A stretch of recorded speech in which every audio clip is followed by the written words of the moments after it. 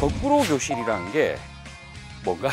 원래 교실에다 하던 강의를 동영상으로 간단하게 만들어서 먼저 보게 하고 지금보다 나빠질 일이 있겠느냐.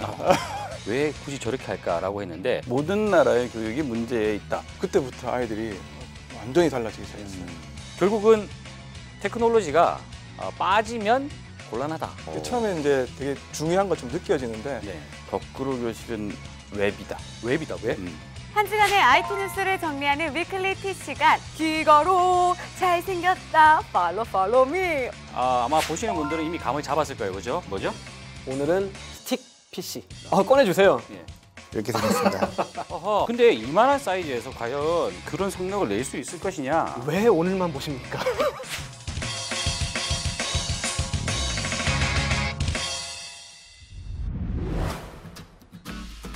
여러분 안녕하십니까? 티타임의 차정입니다. 이 올 초에 이 방송에서 IT가 이 교육과 만나면 어떤 일들이 벌어지는지에 대해서 한번 다뤘고요. 그리고 최근에 아주 이 화제가 되고 있는 방송이 있었습니다. 거꾸로 교실이라고 학교를 뒤집어 엎는 뭐 그런 어떤 효과를 지금 만들어내고 있는데, 사실 미래 교실이라는 주제가 있지만 이게 최첨단 어떤 환경이 들어가느냐 또 그런 것들은 아니라고 하는데, 어떤 내용인지 오늘 이와 관련된 이야기를 해보겠습니다. 정찬필 PD 그리고 장혁 선생님 함께합니다. 안녕하십니까? 거꾸로 교실, 사실 이게 뭐 한국에서 새롭게 시작하는 건 아니고 뭐 플립 러닝이라고 해서 해외에서는 이미 어느 정도 지금 진행이 되고 있는 게 이제 한국에 소개를 하신 이제 개념이잖아요.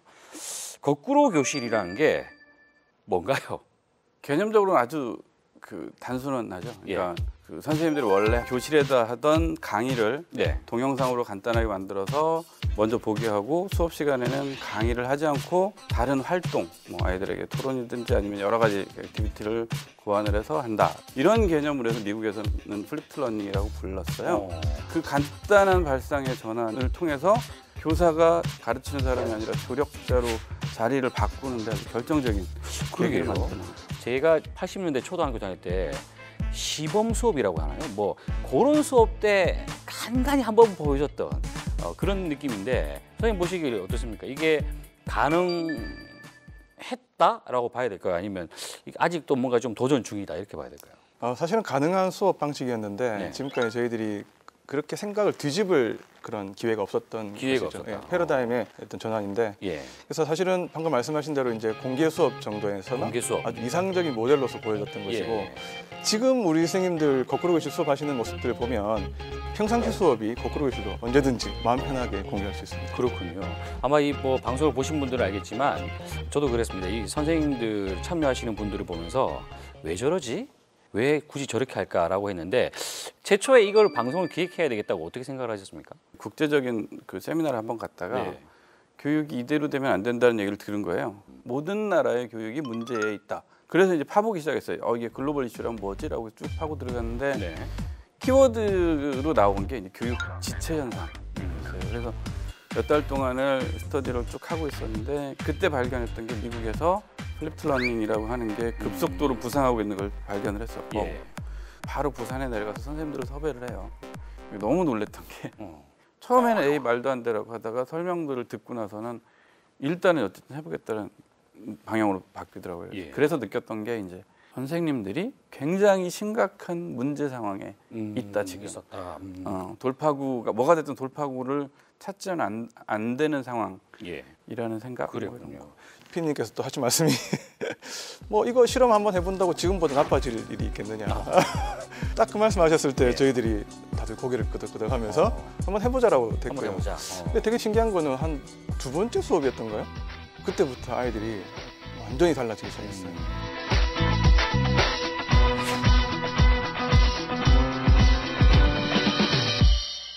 디바이스라는 게 이게 결국은 거꾸로 교실에서도 도구로서 활용되고 있는 건 분명하다라고 이제 생각이 들었거든요.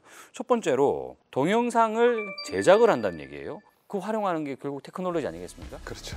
사실은 이제 거꾸로 교실에 가장 들어가기 힘든 진입 장벽 중에 하나가 선생님들께서 동영상 만드는 걸 그러니까 수업 영상 만드는 걸 되게 힘들어하세요. 그럼요, 힘들어요. 되게 부담스러워하시거든요. 근데 처음에 이 문제를 어떻게 해결할 것이냐. 사실 뭐 PC로 만들 수 있는 스크린 캐스팅 프로그램도 있고, 그다음에 뭐 스마트 패드를 이용한 앱도 많이 나와 있는데 사실은 그 저희들이 이제 쭉 지금까지 진행을 하고 실험을 해보고 관찰을 해본 결과는 이게 수업 영상의 퀄리티가 중요하지 않더라고요.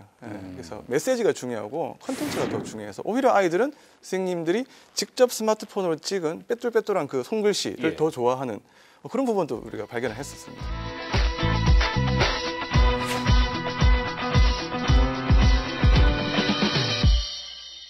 자, 그렇게 간단하게 찍은 영상을 학생들이 봐야 되잖아요.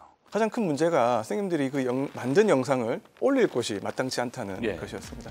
개인 블로그를 사용하시는 분도 있었고요. 대부분 다 유튜브를 사용하셨는데 그냥 상당히 학습자로서는 산만해지기 쉬운 환경이었고 또 선생님들 자료가 유튜브에 올라가니까 불특정 다수가 또 볼 수 있다는 또 그래서 약간 좀 그것도 부담스러워지고 그런 문제가 있어가지고 저희들이 플랫폼을 하나 만들어가지고 지금 제공을 해드리고 있거든요. 만드셨어요? 예, 저희 미래교실 네트워크 들어오시면 선생님들 수업을 찍어서 올리고 학생들과 공유할 수 있도록 링크를 또 제공하고 지금 상당히 편하게 안전하게 사용하고 있습니다.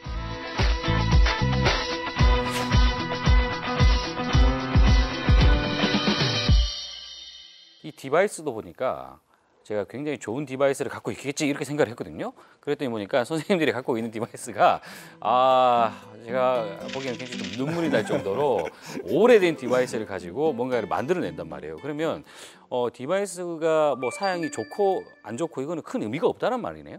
사실은 의구심 중에 하나가 스마트 교육에 대한 의구심이었어요.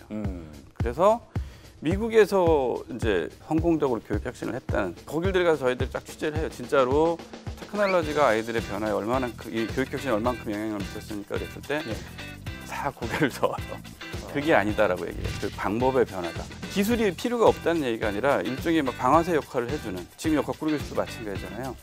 명백하게 기술이 만들어준 건 틀림없어요. 단지 이것이 중심적으로 어떤 문제를 해결하는 거라고 생각하는 건 굉장히 큰 오산이라는 거죠. 제가 3편에서 봤던 그 어떤 초등학교 같은 경우는 그 학생들이 스스로 전자교과서, 학생들이 생각해낸 디지털 교과서 같은 걸 만들던데 그럼 이거는 예전에는 상상할 수 없었던 그런 내용 아닙니까? 사실은 이제 아이들이 만들 수 있는 컨텐츠가 얼마큼 되었느냐 혹은 아이들이 과연 만들 수 있느냐라는 데 대한 신뢰가 좀 부족했다는 것 같고요. 근데 그것을 가능하게 했던 게 거꾸로 교실인 것 같습니다. 그래서 아이들이 직접 스스로 자기들끼리 조직화해서 어떤 교과서 컨텐츠를 만들어낼 수 있는 역량이 되니까 그야말로 이제 자연스럽게 전자교과서를 만드는 툴을 가지고 생산자의 이제 입장, 출판자가 되는 그런 상황까지 이제 온 거죠. 그러니까 그게 제가 봤을 땐 그거는 선생님이 가르쳐 준 것 같지 않던데요? 사실은 이게 제가 요 관련된 취재를 하면서 사례를 하나를 봤어요. 인도네시아 정글 지역에서 그 아이들한테 그 툴을 줬더니 이 아이들이 자기 이야기를 만들어서 글로벌 이 책 마켓에도 내놓고 무료로 희한한 일이 막 벌어지더라고요. 그래서 사실은 제가 선생님들한테 제안을 드렸어요. 해보자. 그리고 툴을 그냥 던져주고 하라고 하셔보자 그랬어요. 근데 이걸 진짜로 아이들이 그 초등학교 5학년 아이들이 놀랍게 해냈어요. 그렇군요. 근데 결국은 테크놀로지가 빠지면 곤란하다. 뭐 그렇게 보면 될까요? 그러니까 일단은 방아쇠 역할을 한 건 틀림없고요. 테크놀로지를 배제하자는 얘기가 아니라 어떤 순서로 넣을 거냐의 문제거든요. 그러니까 저희가 처음 시작할 때 선생님들한테 첫 번째 실험할 때도 그랬어요. 수업에서 활동할 때는 디바이스 쓰지 않는다. 처음에 이제 그 거꾸로 교실 초기 단계에는 그 디바이스나 테크놀로지가 되게 눈에 많이 들어오거든요. 되게 중요한 것처럼 느껴지는데 진행되면서 어떤 단계에 들어가면 눈에 더 이상 들어오지 않습니다. 아이들도 거기에서 테크놀로지나 이 기술들이 이 수업의 학습에 결정적인 영향을 준다고 생각하지 않거든요. 근데 이제 올해부터 사실은 이제 국내 교육도 그렇지만 시범적으로 소프트웨어 교육을 이제 실시한다라고 이제 얘기를 했단 말이에요. 창의적인 사고를 할 수 있게끔 하기 위해서는 이런 어떤 그 소프트웨어 교육이 필요하다라고 이제 하는 건데 이거 어떻게 봐야 될까요, 그래? 제가 봤던 거는 이렇게 아이들이 그 아주 교실에서 일상적으로 창의적인 상태로 바뀐 상태에서 코딩을 얹어버리면 그러면 이때는 진짜 폭발력이 날 거라고 생각을 했어요. 그 코딩 교육은 그게 불필요하다는 얘기가 아니라 교육에서 질적 전환을 선행시켜 난 뒤에 붙어야 될 부분이다라는 생각입니다. 결국은 제가 이 방송에서도 IT와 교육이 어떻게 되면 좋은 건지를 관심을 갖는 이유도 효과가 나야 되는데 이거 시험을 또 쳐야 되고 시험을 잘 봐야 된다는 스트레스가 될 것 같다는 좀 생각이 있었거든요. 공부 잘하는 상위권 학생들은 이거 원하지 않을 것 같은데 어떻습니까? 상위권 아이들이 초기에 저항을 하는데 글로벌 스탠다드입니다. 되게 아픈 얘기일 수 있어요. 무슨 얘기냐면 지금 성적이 좋은 아이들이 공부를 잘하는 아이들이 아니다라는 얘기예요. 역설적으로 무슨 일이 그러니까 중하위권 학생들이 급속도로 태도 변화뿐만 아니라 학업 성취도에서도 급격하게 상승하는 경향이 나타나는데 네. 그러면 상위권 학생들한테는 이게 그러면 손실이고 억울한 거냐? 아니더라는 거예요. 한 학기를 지내보니까 굉장히 놀라운 질적 변화들이 나타납니다. 4편에서. 4편에 예, 4편을 꼭 봐야 되겠네요. 꼭. 학생들 수업할 때 스마트폰 다 뺐지 않나요? 근데 이제 거꾸로 교실은 그걸 활용하게끔 하네요. 예. 그러면 어느 정도 디지털 디톡스의 효과도 거둘 수 있다 이렇게 봐야 될까요? 그거는 저희가 첫 번째 시리즈 할 때 이미 명백하게 확인을 했어요. 아주 자연스럽게 본인이 더 이상 게임 중독에 걸려 있지 않아요. 뭐 이런 식으로 얘기들을 하는데 그 실체를 알아보니까 전혀 엉뚱한 데 있었던 거예요. 아이들이 뭐라고 얘기하냐면 교실에서 모든 활동을 하니까 컴퓨터 중독에서 빠져나왔어 이렇게 표현을 해요. 그래서 깜짝 놀라서 이게 무슨 뜻인가 보니까 게임에 중독되는 거는 게임보다 더 재밌는 게 없으니까 중독되는 건데 아이들이 어느 순간 학교에서 아이들하고 어울려서 수업하는 상황이 재밌는 걸로 바뀌는 거예요. 그래서 이제 생각이 들었던 게 뭐냐면 컴퓨터 중독이나 뭐 이런 문제를 치료해야 된다고 생각하고 있었는데 전혀 아니었다는 생각이 드는 거예요. 오히려 아이들에게 일상적으로 아이들이 가져야 될 학교에서의 즐거움들을 다 뺏어버린 상태에서 나타나는 현상이었다라고 저는 그렇게 보고 있습니다. 마지막으로 그래도 테크놀로지를 하는 방송이니까 테크놀로지와 교육 어떻게 가야 된다. 한 말씀씩 해주시죠. 그러니까 IT 테크놀로지의 포지셔닝이 교육에서 어떤 자리를 차지할 거냐에 대한 고민은 사실은 아이들의 삶이 이걸로 인해서 어떤 의미를 가지고 풍요로워질 거냐, 그러니까 인간이 어떻게 더 인간다워질 거냐라는 고민에서부터 시작을 해야 된다고 생각합니다. 저는 처음부터 이 거꾸로 교실을 정의를 어떻게 했냐면 거꾸로 교실은 웹이다. 웹이다, 왜? 이런 생각을 했어요. 왜 그랬냐면 인터넷은 60년대부터 있었잖아요. 예. 근데 이게 진짜로 힘을 가졌던 건 WWW에서부터 그렇죠. 시작. 90년대 중반 이후로. 예. 네. 그때부터는 이게 다른 의미가 아니라 전문가들을 위한 네트워크가 아니라 일반적인 생활 속으로 들어오는 걸로 바뀌어 버리잖아요. 그러니까 일종의 거꾸로 교실은 이제 웹이라는 표현, 다시 말해서 교육에서의 플랫폼의 전환이라는 생각이 드는 거예요. 이게 웹 패러다임 시프트인지에 대한 이해가 선행됐을 때 기술과 교육의 결합이 정말 제대로 작동하게 되지 않을까, 뭐 이런 생각. 예. 제가 앞서서 호모 파베르, 인간은 도구를 활용할 줄 안다 이랬는데 이게 도구를 잘 활용하면 즐기게 되더라고요. 그래서 또 호모 루덴스라는 또 말이 있습니다. 오늘 조금 마무리가 아주 철학적으로 가고 있는데 티타임을 보시는 분들 가운데 거꾸로 교실을 못 보신 분들이 분명히 꽤 있을 겁니다. 아마 찾아서 보신다면 제가 왜 1편을 보고 한 3번 정도 눈에서 찔끔찔끔 했는지를 아시게 될 겁니다. 오늘 의미 있고 철학적인 얘기, 아주 그리고 굉장히 현실적인 얘기 해주신다고 대단히 고생하셨습니다. 고맙습니다.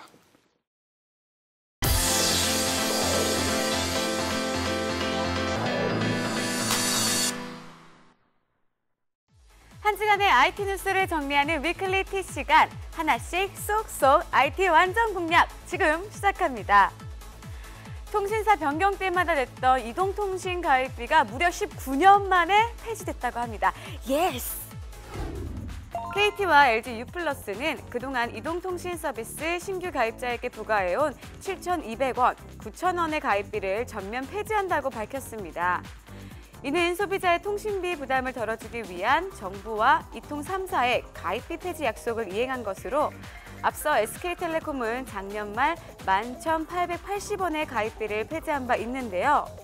따라서 소비자는 연간 최대 367억 원의 가계통신비 절감 효과가 있을 것으로 기대됩니다. 이제 걱정 없이 기거로 잘생겼다 팔로우 미 왔다 갔다 할 수 있겠네요. 스마트 손목시계에 이은 차세대 웨어러블, 바로 스마트 안경인데요. 미국의 시장 조사업체 스트래티지 애널리틱스는 지난해 50만 대 규모에 불과했던 스마트 안경의 전체 시장 규모가 올해 150만 대를 기록하고 2020년이면 4천만 대까지 늘어날 것으로 내다봤습니다. 지난해 스마트 안경이 가장 많이 팔린 곳은 미국으로 30만 대를 기록했으며 중국이 10만 대로 2위를 차지했는데요. 올해는 미국 시장 판매량이 2배인 60만 대로 늘고 더불어 한국, 중국, 영국에서도 각각 10만 대씩 팔릴 것으로 전망되며 멈춰진 포스트 스마트폰 시장에 활력을 넣어줄 것으로 전망됩니다. 스마트 안경의 대중화 기대가 되긴 하는데 그나저나 좀 예쁘게 만들 수는 없을까요? 말 많던 카카오택시가 구글 플레이에 승객용 앱을 출시하며 정식 서비스에 돌입했습니다. 카카오는 택시 이용자들의 불안과 불편을 줄이기 위해 전국 택시운송사업조합 연합회와 서울특별시 택시운송사업조합 등과 업무 협약을 맺었는데요. 또 지난 1월부터 직접 심사한 택시기사를 카카오택시 기사 회원으로 받아들이며 만전을 기하고 있는 모습입니다. 카카오택시, 편리하고 안심할 수 있는 택시 서비스로 성장할지 귀추가 주목되네요. 규제에 두 손 든 우버가 내몰린 지 얼마 되지 않았는데요. 제도권 내 서비스는 얼마나 좋을지 두 눈에 불을 켜고 지켜보겠습니다. 마지막 소식은 비밀 초대장에 대한 이야기입니다. LG전자의 새 전략 스마트폰 G4의 공개일이 다음 달 29일로 확정된 가운데 함께 공개된 초대장의 이목이 쏠리고 있습니다. 브라운 컬러의 가죽 소재를 배경으로 대단함을 보라, 대단함을 느껴라 라는 카피가 인상적인데요. 그레이트의 G를 강조해 G 시리즈의 차세대 제품, 즉 G4의 후면이 가죽 느낌이 아닐까 하는 추측도 나오고 있습니다. 앞서 출시되는 삼성전자 갤럭시 S6와의 정면 대결을 불사하며 자신감을 드러내고 있는 LG. 과연 이번 승부의 승리자는 누가 될까요? 우측의 강렬한 두 줄 스티치가 인상적인데요. 이제 디자인하면 LG인 시대가 오는 걸까요? IT에 도전하는 당신이라면 바로바로 티타임! 여러분의 스마트한 생활을 위해 위클리티 다음 주 더 알찬 소식으로 돌아올게요. 안녕!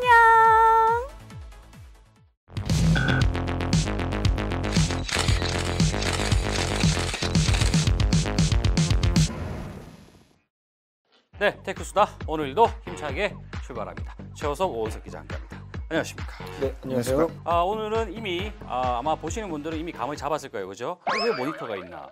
모니터 이야기를 하기 위한 겁니까 오늘? 전혀 아닙니다. 뭐죠? 예. 오늘은 스틱 PC. 스틱 PC다. 막대기 컴퓨터.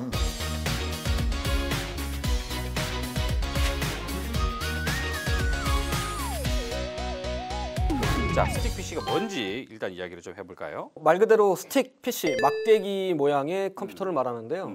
그 한 어른 손가락 두 마디, 두 개를 겹쳐놓은 그 정도 큰 USB 메모리 그 정도라고 보시면 되겠습니다. 실제로 주머니에도 넣을 수 있고요. 여기 있습니다. 꺼내주세요. 예. 이렇게 생겼습니다. 어허. 이게 PC예요? 컴퓨터에 필요한 모든 부품이 그 막대기 모양의 이 스틱 PC 안에 다 들어가 있는데 사실 우리 컴퓨터 크기를 성능과 이렇게 직결시키는 분위기가 좀 있거든요. 예. 사실 저 처음에 제가 컴퓨터 샀을 때는 이렇게 가로로 컴퓨터가 돼 있었어요. 기억하실지 모르겠지만. 그 모니터 아래에다가 네, 모니터 밑에다 이렇게 가로로 이만한 컴퓨터가 있었어요.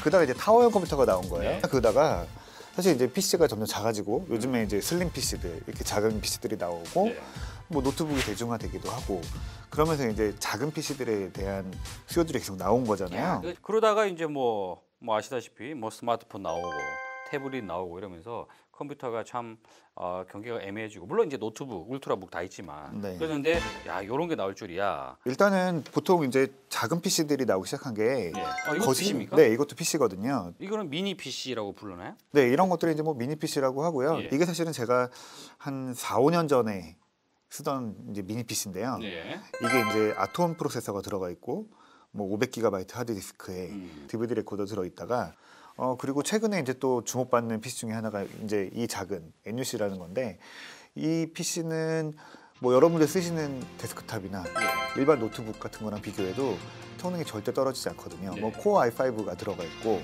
뭐 SSD 같은 게 들어가 있고 그래서 PC로서 뭐 일반 업무용 PC로도 전혀 문제 없고 대신 이제 크기만 작아진 거죠. 데스크톱이나 노트북과는 당연히 떨어지겠죠. 일단 그래도 저희가 지금 모니터 뒤에 꽂아놓은 저 스틱 PC의 그 안에 들어가 있는 부품을 좀 살펴보면요.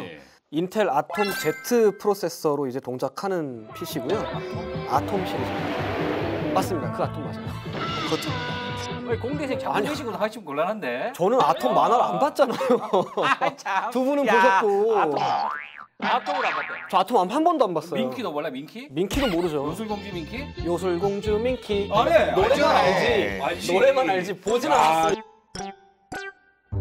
그리고 그 클럭 속도가 1.83GHz 속도로 동작합니다. 듀얼코어 프로세서로 동작하는 PC인데 이게 어떻게 보면 되냐면요. 그 일반적인 그 윈도우 태블릿 PC 있죠? 예. 거기 들어가 있는 칩이랑 비슷하다고 생각합니다.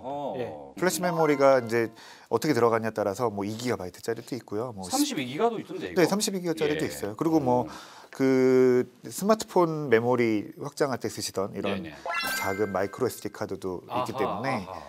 이걸로 뭐 확장하면 예. 뭐 64기가 뭐 128기가까지도 늘려 쓰실 수 있는 거죠. 그렇군요. 네. 실제로 어떻게 PC로 동작하는지 네. 한번 좀 살펴봐야 돼요. 이미 지금 이게 이제 떠 있긴 하지만 사실은 그냥 모니터입니다, 그죠? 네. 모니터 하나에 어떻게 연결한 겁니까? 이 연결은 아주 간단합니다. 이 지금 보시면 이런 단자가 나와 있죠. 이게 우리가 보통 쓰는 이제 HDMI 단자라는 거죠. 그리고 여기 이제 USB로 전력을 이제 받는 거죠. 우리가 보통 스마트폰에 쓰는 그 USB입니다. 알겠습니다. 그래서 어떻게 연결되냐면 네네. 이렇게 지금 이제 PC 연결한 거거든요. 혼자 보고 계시네요. 네, 나중에 TV를 보세요. 어쨌든 네. HDMI 단자에 그냥 이거를 이렇게 갖다 꽂기만 하면 네, 끝납니까? 네, 꽂고 뭐 키보드를 연결할 수 전원 있는 버튼을 누르면 돼요. 첫 화면이 뜨고 화면이 뜨고 지금 이렇게 자 딱 이렇게 이거 같은 경우 이제 윈도우가 탑재된 윈도우 8.1. 예. 그 방금 인터넷에 연결했지 않습니까? 네. 네. 여기서 우리가 이제 티타임을 한번 플레이를 한번 해볼까요? 여기서 차정인 티타임을 찾는 게 쳐볼까요? 굉장히 힘들죠. 밑으로 내려보세요. 아 저기 있죠, 저기 티를- 위클리티. 예, 우리 김소정 양 한번 한번. 지금 이제 인터넷 환경이 핫스팟을 걸어놔서 다소 좀 안 좋을 수 있다. 그래서 잘 나오네요. 매우 잘 나옵니다. 잘 나오네요.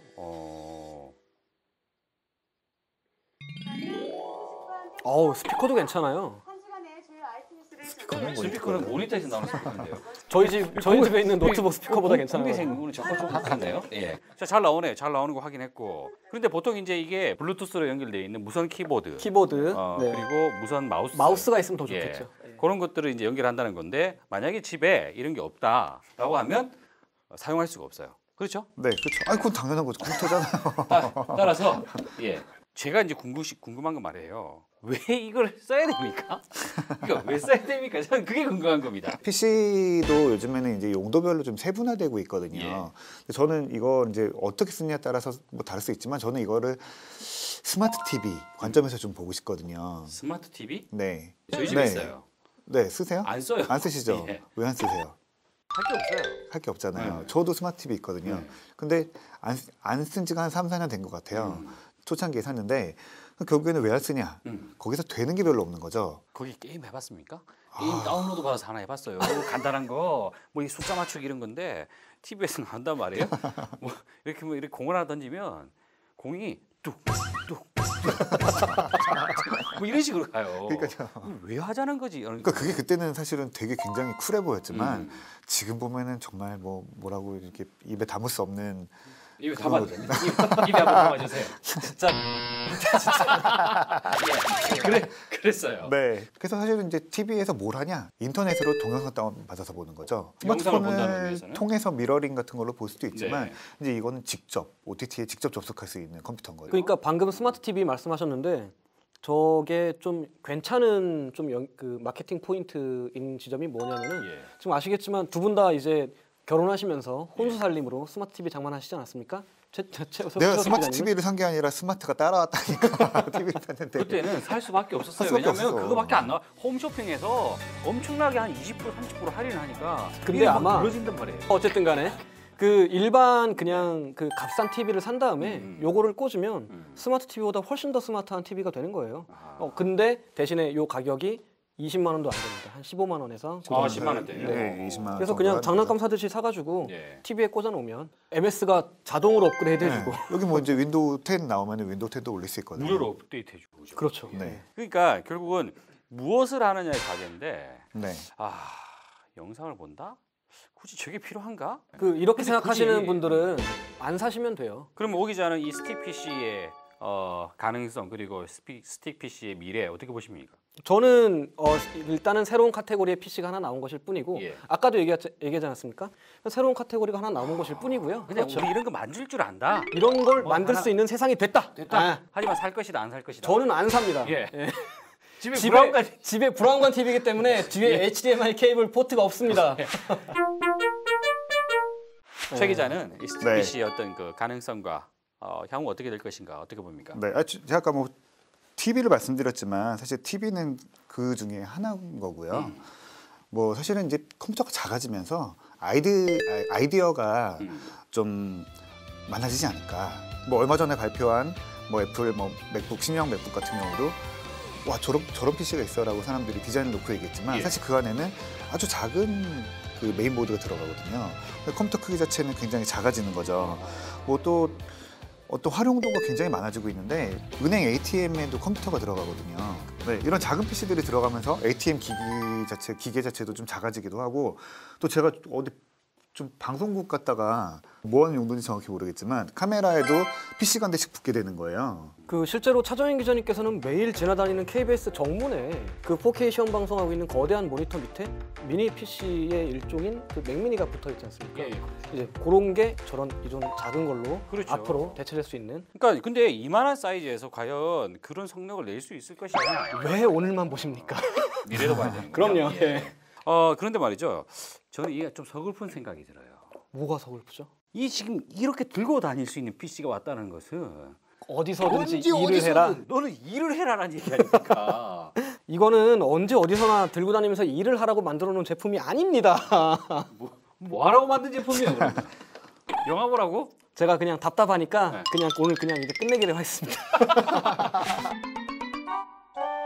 뭐 사실 뭐 사물 인터넷 하는데 사물 인터넷의 허브로 쓸 수도 있는 거잖아요. 아, 사물 인터넷의 허브로. 저 PC가 어떤 사물 인터넷 허브가 돼서 뭐 주변에 있는 기기들을 묶어서 뭐 통신을 해서 뭐 알겠습니다. 분석을 한다던가. 어쨌든 지금 이 순간 2015년 현재 21세기 초반 이 정도까지 나왔다라는 건 네. 앞으로 한 10년 정도 뒤면 충분히 손톱만한 크기 나올 수 더 있고 작아질 수 있는 거죠. 사물 인터넷은 결국은 아주 초소형으로 이제 물건 곳곳에 들어간다는 얘기니까 네. 정말 매뭐 반도체도 좋아지고 반도체 기술도 좋아지고 또 뭐 얘기해야 되죠? 반도체 기술 좋아지고 그게 답니까? 이게 아마 좀 도난 사고가 좀 빈번히 일어나지 않을까. 저 같은 사람이 딱 나타나가지고 예. 어느 날 갑자기 KBS 본관 1층에 있는 모니터 뒤에서 스틱 PC를 쭉 뽑아서 여기 주머니에 넣고 유유히 걸어 나가면 끝. 이렇게 해서 PC를 한 20대 정도는 하루에 훔칠 수 있을 것 같아요. 여러분 좀 기대해 주시고 제가 조만간 기네스북에 오르겠습니다. 예. 야, 제가 이걸 이야기를 어떻게 마무리해야 되는 굉장히 고민이었는데 오 기자가 가면 갈수록 방송 진행 능력이 탁월해지고 오 기자는 그 수다로 출연하는 게 아마 저를 이렇게 비난하는 맛으로 한다는 얘기예요. 아니요. 언젠가는 이 자리를 제가 꽤 차려고 했는데. 네. 네. 자, 오늘 스틱 PC 관련돼서 자세히 알아봤습니다. 다음 주에 테크수다. 일단 왜 이렇게 슬프게 말씀하시죠? 다시 돌아오겠습니다. 수고하셨습니다.